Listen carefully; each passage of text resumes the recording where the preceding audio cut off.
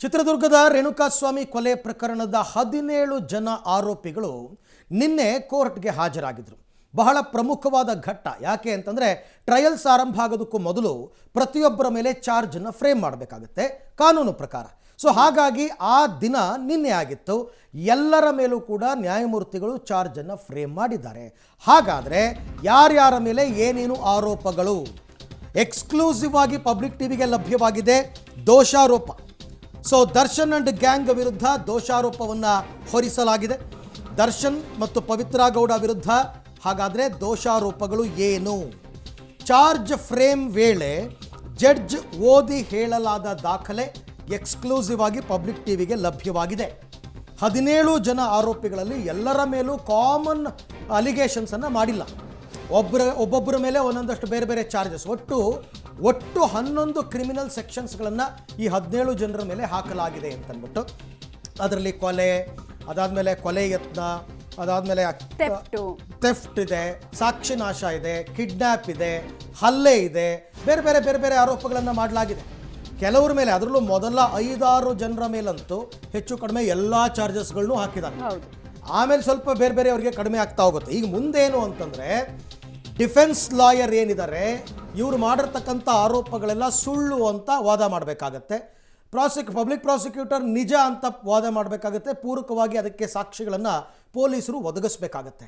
ಈ ವಾದ ಪ್ರತಿವಾದಗಳೆಲ್ಲ ನಡೆದ ನಂತರ ಘನ ನ್ಯಾಯಾಲಯ ಒಂದು ತೀರ್ಪನ್ನು ಕೊಡುತ್ತೆ. ಅದು ಯಾವಾಗ ಅಂತಕ್ಕಂಥದ್ದು ಸದ್ಯಕ್ಕೆ ಇನ್ನೂ ಗೊತ್ತಿಲ್ಲ, ಯಾಕೆಂದರೆ ಟ್ರಯಲ್ಸೇ ಇನ್ನೂ ಕೂಡ ಆರಂಭ ಆಗಿಲ್ಲ.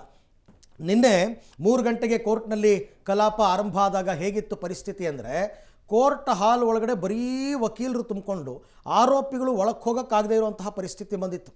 ಆರಂಭದಲ್ಲಿ ನ್ಯಾಯಮೂರ್ತಿಗಳು ಮನವಿ ಮಾಡಿಕೊಂಡ್ರು ಹೋಗಿ ಅಂತ, ಹೋಗಲಿಲ್ಲ. ಅದಾದಮೇಲೆ ಗದರಿದ್ರು, ಮುಂದಕ್ಕೆ ಹಾಕ್ತೀನಿ ಅಂದರು. ಕೊನೆಗೆ ಆಯಿತು, ಆರಂಭ ಆಯಿತು. ಕೆಲವೆಲ್ಲ ಓದಿ ಹೇಳಿದ್ದಾರೆ. ಅವರು ಓದಿ ಹೇಳಿದಂತಹ ಡಾಕ್ಯುಮೆಂಟನ್ನೇ ತಾವೀಗ ಎಕ್ಸ್ಕ್ಲೂಸಿವ್ ಆಗಿ ನೋಡ್ತಾ ಇರೋದು. ಇದೇ ದೋಷಾರೋಪ, ದೋಷಾರೋಪಣೆ. ಯಾರ ಮೇಲೆ ಏನು ದೋಷಾರೋಪಗಳು ಇದೆ ಅಂತಕ್ಕಂಥದ್ದು ಅದನ್ನು ಇಂಡಿವಿಜುವಲ್ ಆಗಿ 17 ಜನ ಆರೋಪಿಗಳ ಮೇಲೆ ಮಾಡಿರ್ತದೆ. ಅದ್ರ ಕಾಪಿಯನ್ನು ಕೂಡ ಅವ್ರ ಪರ ವಕೀಲರು ಕೊಡ್ತಾರೆ, ಅವರು ಅದನ್ನು ಸ್ಟಡಿ ಮಾಡ್ತಾರೆ, ಎಲ್ಲ ಓಕೆ. ಬಟ್ ಮಾಡಿರುವ ಆರೋಪಗಳಿಗೆ ಏನೆಲ್ಲ ಸಾಕ್ಷಿಗಳಿದೆ, ಪ್ರತ್ಯಕ್ಷದರ್ಶಿಗಳು ಬಂದು ಕಟಕಟಿಯಲ್ಲಿ ಹೇಳಬೇಕಾಗುತ್ತೆ, technical evidence, digital evidence, FSL report, ಹೀಗೆ ಎಲ್ಲವನ್ನೂ ಕೂಡ ಕನ್ಸಿಡರ್ ಮಾಡಿ ಏನು ಎತ್ತ ಅಂತಕ್ಕಂಥದ್ದು ಪ್ರತಿಯೊಬ್ಬರ ಮೇಲೂ ಕೂಡ ಈಗೇನು ಆರೋಪವನ್ನು ಮಾಡಿದರೆ ಆರೋಪಗಳು ಸಾಬೀತಾದರೆ ಅಪರಾಧಿಗಳಾಗ್ತಾರೆ, ಶಿಕ್ಷೆಯನ್ನು ಅನುಭವಿಸಬೇಕಾಗತ್ತೆ. ಸಾಬೀತಾಗಲಿಲ್ಲ ಅಂತಂದರೆ ನಿರಪರಾಧಿಗಳಾಗ್ತಾರೆ, ಬಿಡುಗಡೆ ಆಗುತ್ತೆ. ಇದು ಎಲ್ಲ ರೆಗ್ಯುಲರ್ ಕೋರ್ಟ್ ಪ್ರೊಸೀಡಿಂಗ್ಸಲ್ಲಿ ಹೇಗಾಗುತ್ತೆ ಅದೇ ರೀತಿಯಲ್ಲೇ ಇದೊಂದು ಹೈ ಪ್ರೊಫೈಲ್ ಕೇಸ್ ಆಗಿರೋದ್ರಿಂದ, ಅದರಲ್ಲೂ ದರ್ಶನ್ ಪವಿತ್ರ ಗೌಡ ಇರೋದ್ರಿಂದ ಇಷ್ಟು ಕುತೂಹಲಕ್ಕೆ ಕಾರಣವಾಗಿರ್ತಕ್ಕಂಥದ್ದು. ಈ ಥರದ ಕೇಸು ಪ್ರತಿನಿತ್ಯ ಕೋರ್ಟಲ್ಲಿ ಬೇಕಾದಷ್ಟು ಬರ್ತಾನೆ ಇರುತ್ತೆ, ಹೋಗ್ತಾನೆ ಇರುತ್ತೆ. ಇದನ್ನು ರೆಡಿ ಮಾಡ್ಕೊಂಡಿರ್ತಾರೆ ಕೋರ್ಟ್ನಲ್ಲಿ. ಅಂದರೆ ಪೊಲೀಸರು ಕೊಟ್ಟಿರ್ತಕ್ಕಂಥ ಚಾರ್ಜ್ ಶೀಟ್ ಏನಿದೆ, ಚಾರ್ಜ್ ಶೀಟ್ನ ಸಾರಾಂಶ ಇದು, ಸಮ್ಮರಿ. ಆ ಸಮ್ಮರಿಯನ್ನು ಓದಿರ್ತಾರೆ. ನೋಡ್ರಿ, ನಿಮ್ಮ ಮೇಲೆ ಇಂತಿಂಥ ಆರೋಪಗಳಿದೆ, ನೀವು ಒಪ್ತೀರಾ ಒಪ್ಪಲ್ವಾ? ಆಬ್ವಿಯಸ್ಲಿ ಅವರು ಒಪ್ಪಲ್ಲ ಅಂದಮೇಲೆ ವಾದ ಪ್ರತಿವಾದಗಳು ನಡಿಬೇಕಾಗತ್ತೆ. ನೆನ್ನೆ ಅವ್ರ ಪರ ವಕೀಲರು ಹೇಳಿದ್ರಲ್ಲ ಅದನ್ನು, ಯಾರೂ ಒಪ್ಪಿಲ್ಲ, ಇವರು ಗ್ರಂಥಗಳ ಥರ ಬರೆದಿಟ್ರೆ ಯಾವನು ಒಪ್ತಾನೆ ಅಂತೆಲ್ಲ ಹೇಳಿದ್ರು. ನೋಡೋಣ ಮುಂದೇನಾಗತ್ತೆ ಅಂತಂದ್ಬಿಟ್ಟು. ಸದ್ಯಕ್ಕಂತೂ ಇವಾಗ ಈ ಡಾಕ್ಯುಮೆಂಟ್ಸನ್ನು ತಾವೇನು ಗಮನಿಸ್ತಾ ಇದ್ದೀರಾ, ಇದರಲ್ಲಿ ಸೆಕ್ಷನ್ಸ್ ವೈಸ್ ಎಲ್ಲ ಹಾಕಿರ್ತಾರೆ, ಯಾವ್ಯಾವ ಸೆಕ್ಷನ್ಗಳು ಅಟ್ರಾಕ್ಟ್ ಆಗುತ್ತೆ, ಏನು ಎತ್ತ ಎಲ್ಲವನ್ನು. ಅದರಲ್ಲಿ ಕೆಲವೊಂದು ಅಂದರೆ 17 ಜನ ಅಲ್ಲದಿದ್ದರೂ ಕೂಡ ಕೆಲವೊಂದು ಆರೋಪಿಗಳ ದೋಷಾರೋಪಗಳು ಏನಿದೆ, ಏನು ಆರೋಪಗಳನ್ನು ಹೊರಿಸಿದ್ದಾರೆ ಅಂತಕ್ಕಂಥದ್ದು ಬಹಳ ಮುಖ್ಯ. ಸೊ ಚಾರ್ಜ್ ಫ್ರೇಮ್ ಪ್ರಕ್ರಿಯೆ ಹೇಗಾಗುತ್ತೆ ಅಂತ ಹೇಳ್ತಾ ಇದ್ವಿ. ಏನಕ್ಕಾಗತ್ತೆ ಅಂದರೆ ಫೇರ್ ಆಗಿ ಟ್ರಯಲ್ ಆಗಬೇಕು ಅನ್ನೋದು ನ್ಯಾಯಮೂರ್ತಿಗಳ ಉದ್ದೇಶ ಆಗಿರುತ್ತೆ. ಹೀಗಾಗಿ ಪ್ರತಿ ಆರೋಪಿಗಳನ್ನು ಕರೆದು ನಿಮ್ಮ ಪಾತ್ರ ಚಿಕ್ಕದು ದೊಡ್ಡದು ಮತ್ತು ಇಂಥ ಸೆಕ್ಷನ್ಗಳಿದ್ದಾವೆ ಅನ್ನುವಂತಹ ಪ್ರಯತ್ನವನ್ನು ಮಾಡ್ತಾರೆ. ಈಗ ನಾವು ನೋಡೋಣ A1 ಪವಿತ್ರ ವಿರುದ್ಧ ಚಾರ್ಜ್ ಶೀಟ್ನಲ್ಲಿ ಉಲ್ಲೇಖ ಆಗಿರುವಂತಹ ಆರೋಪಗಳು ಏನು ಅಂತ. ನೀವು ಇಡೀ ಪ್ರಕರಣದಲ್ಲಿ 2ನೇ ಆರೋಪಿಯ ಜೊತೆಗೆ ಸಂಬಂಧವನ್ನು ಹೊಂದಿದ್ರಿ. ಇನ್ಸ್ಟಾಗ್ರಾಮ್ ಮೂಲಕ ಅಶ್ಲೀಲ ಮೆಸೇಜ್ ಮಾಡಿದ್ದ ವ್ಯಕ್ತಿ ಪತ್ತೆಗೆ ಸೂಚನೆ ಕೊಟ್ಟಿದ್ದೆ ನೀವು. ಇತರೆ 3 ಆರೋಪಿಗಳ ಜೊತೆಗೆ ಸೇರಿ ಕೊಲೆಗೆ ಸಂಚನ್ನ ರೂಪಿಸಿದ್ರಿ. ಇದು ಪ್ರಾಸಿಕ್ಯೂಷನ್ ನಿಮ್ಮ ಮೇಲೆ ಮಾಡ್ತಿರುವ ಆರೋಪ. ಹಾಗೆ ರೇಣುಕಾಸ್ವಾಮಿಯನ್ನ ಚಿತ್ರದುರ್ಗದಿಂದ ಕಿಡ್ನ್ಯಾಪ್ ಮಾಡಿಸಿದ್ರಿ ಕೂಡ. ಇದು A1 ಪವಿತ್ರ ಗೌಡ ವಿರುದ್ಧ ಚಾರ್ಜ್ ಶೀಟ್ನಲ್ಲಿ ಉಲ್ಲೇಖ ಆಗಿರುವ ಅಂಶಗಳು. ಶೆಡ್ಗೆ ಕರ್ಕೊಂಡು ಬಂದು ಮುಖ ಹಾಗೂ ಇತರೆ ಭಾಗಕ್ಕೆ ಚಪ್ಪಲಿಯಿಂದ ಹಲ್ಲೆ ಮಾಡಿದ್ರಿ. ಅಂದರೆ ಕ್ರೈಮ್ ಸೀನಲ್ಲಿ ನಿಮ್ಮ ಪ್ರೆಸೆನ್ಸ್ ಇತ್ತು, ನೀವು ಹೊಡೆದ್ರಿ ಅನ್ನೋದನ್ನು ಹೇಳ್ತಾರೆ. ಓಕೆ, ಇನ್ನು ದರ್ಶನ್ ವಿರುದ್ಧ ಏನು ಆರೋಪಗಳು? ಪವಿತ್ರ ಗೌಡಗೆ ಅಶ್ಲೀಲ ಮೆಸೇಜ್ ವಿಚಾರವನ್ನು ತಿಳಿಸಿದ್ದು ದರ್ಶನ್. ಓಕೆ, ಪವಿತ್ರ ಗೌಡ ಹೇಳ್ತಾರೆ, ಅದಾದಮೇಲೆ ದರ್ಶನ್ಗೆ ಗೊತ್ತಾಗುತ್ತೆ, ಪವನ್ಗೆ ಹೇಳ್ತಾರೆ, ಒಂದಷ್ಟೆಲ್ಲ ಅಂದರೆ ಪಿತೂರಿ ಆಯಿತು, ಶುರುವಾಯಿತು ಕಾನ್ಸ್ಪಿರಸಿ ಅಂತ.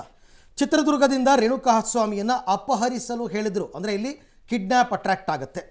ಅದಾದ ನಂತರ RR ನಗರ ಶೆಡ್ನಲ್ಲಿ ರೇಣುಕಾಸ್ವಾಮಿ ಮೇಲೆ ಹಲ್ಲೆ ಮಾಡಿದ್ದೀರಾ, ಕೊಲೆ ಯತ್ನ, ಯಾಕೆಂದರೆ ಕೊಲೆ ಆಗಿರೋದ್ರಿಂದ ಕೊಲೆ ಯತ್ನ.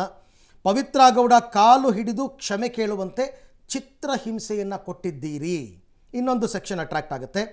ನನ್ನ ಹೆಂಡತಿಗೆ ಕೆಟ್ಟದಾಗಿ ಮೆಸೇಜ್ ಮಾಡ್ತೀಯಾ ಅಂತ ಅವಾಚ್ಯವಾಗಿ ಬೈದು ಹಲ್ಲೆಯನ್ನು ಮಾಡಿದ್ದೀರಾ. ಮುಖ ಹಾಗೂ ಎದೆಯ ಭಾಗಕ್ಕೆ ಶೂ ಕಾಲಿನಿಂದ ಒದ್ದು ಹಲ್ಲೆಯನ್ನು ಮಾಡಿದ್ದೀರಾ. ಮರ್ಮಾಂಗವನ್ನು ತುಳಿದು ಒದ್ದು ಮಾರಣಾಂತಿಕವಾದ ಹಲ್ಲೆಯನ್ನು ಮಾಡಿದ್ದೀರಾ ಅಂತ ನಿಮ್ಮ ಮೇಲೆ ಆರೋಪಗಳು ಇದೆ, ಪೊಲೀಸರು ಮಾಡಿರ್ತಕ್ಕಂಥದ್ದು. ಓಕೆ, A3 ಪವನ್ ಈತ ಯಾರು ಈಗ ನಿಮಗೆಲ್ಲ ಗೊತ್ತೇ ಇದೆ. ಈ ಪವಿತ್ರ ಗೌಡ ಮನೆಯಲ್ಲಿ ಕೆಲಸಕ್ಕಿದ್ದವ.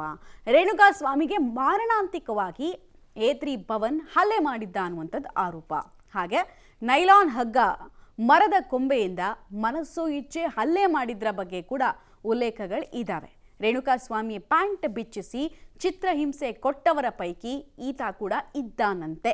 ಹಾಗೆ ರೇಣುಕಾ ಸ್ವಾಮಿಗೆ ಮೆಸೇಜ್ ಮಾಡಿ ಇಲ್ಲಿ ತನಕ ಕರೆಸ್ಕೊಳ್ಳೋದಕ್ಕೆ ಕಾರಣನೂ ಇವನೇ. ಆಮೇಲೆ ಸಾಕ್ಷಿ ನಾಶಕ್ಕೆ ಪ್ರಯತ್ನವನ್ನ ಪಟ್ಟಿದ್ದು ಕೂಡ ಇವನೇ ಅಂತ ಚಾರ್ಜ್ ಶೀಟ್ ಹೇಳುತ್ತೆ. ಶವದ ವಿಲೇವಾರಿ ಇತರರೊಂದಿಗೆ ಸೇರಿ ಮಾಡೋದಕ್ಕೆ ಕೈ ಜೋಡಿಸಿರೋದು ಕೂಡ, ಸಾಕ್ಷಿ ನಾಶಕ್ಕೆ ಪ್ರಯತ್ನ ಪಟ್ಟಿರೋದು ಕೂಡ ಈ ವಿಚಾರ.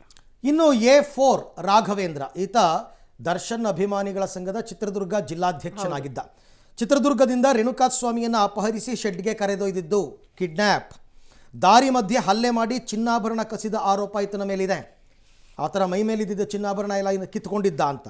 ಪಟ್ಟಣಗೆರೆ ಶೆಡ್ಗೆ ಕರೆದೊಯ್ದು ಆರೋಪಿಗಳ ಜೊತೆ ಸೇರಿ ರೇಣುಕಾಸ್ವಾಮಿಗೆ ಚಿತ್ರಹಿಂಸೆಯನ್ನು ಕೊಟ್ಟಿದ್ದಾರೆ. ಇದಿಷ್ಟು ಕೂಡ A4 ರಾಘವೇಂದ್ರನ ಮೇಲಿನ ಆರೋಪ. ಈಗ ನಾವು A5 ನಂದೀಶಿಗೆ ಸಂಬಂಧಪಟ್ಟಂತೆ ಏನು ಆರೋಪಗಳಂತ ನೋಡ್ಬಿಡೋಣ.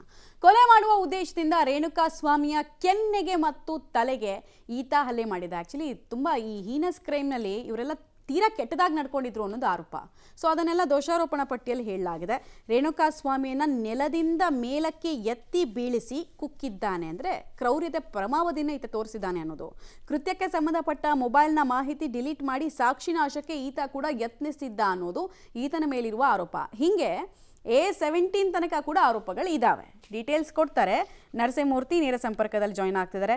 ನರಸಿಂಹಮೂರ್ತಿ, ಈಗ ಫೇರ್ ಟ್ರಯಲ್ ಆಗಬೇಕು ಅಂದಾಗ ಈ ಚಾರ್ಜ್ ಫ್ರೇಮ್ನ ಪ್ರಕ್ರಿಯೆಗಳು ಮತ್ತು ಸೆಕ್ಷನ್ಗಳ ಬಗ್ಗೆ ಎಲ್ಲ ಉಲ್ಲೇಖ ಮಾಡ್ತಾರೆ. ಈಗ ಚಾರ್ಜ್ ಶೀಟ್ನಲ್ಲಿ ಎಷ್ಟು ಸೆಕ್ಷನ್ಗಳನ್ನು ಹಾಕಿದ್ದಾರೆ ಅಷ್ಟೇ ಸೆಕ್ಷನ್ಗಳ ಮೇಲೆ ಟ್ರಯಲ್ ಆಗುತ್ತಾ, ಅಥವಾ ಇನ್ನಷ್ಟು ಸಪ್ಲಿಮೆಂಟ್ರಿ ಚಾರ್ಜ್ ಶೀಟನ್ನು ಈ ಪ್ರಕರಣದಲ್ಲಿ ಸಲ್ಲಿಕೆ ಮಾಡೋ ಸಾಧ್ಯತೆ ಎಷ್ಟು? ಪೊಲೀಸರು ಏನಾದರೂ ಆ ಥರ ಸಿದ್ಧತೆಗಳು ಇದೆಯಾ? ಬಿಕಾಸ್ ಕೆಲ ಸಾಕ್ಷಿಗಳದ್ದು ರಿಸಲ್ಟ್ ಎಲ್ಲ ಇನ್ನೂ ಬಂದಿರಲ್ಲ ಅಂತ ಯೂಶಲಿ ನಾವು ಕ್ರೈಮ್ ಕೇಸಲ್ಲಿ ನೋಡ್ತೀವಿ.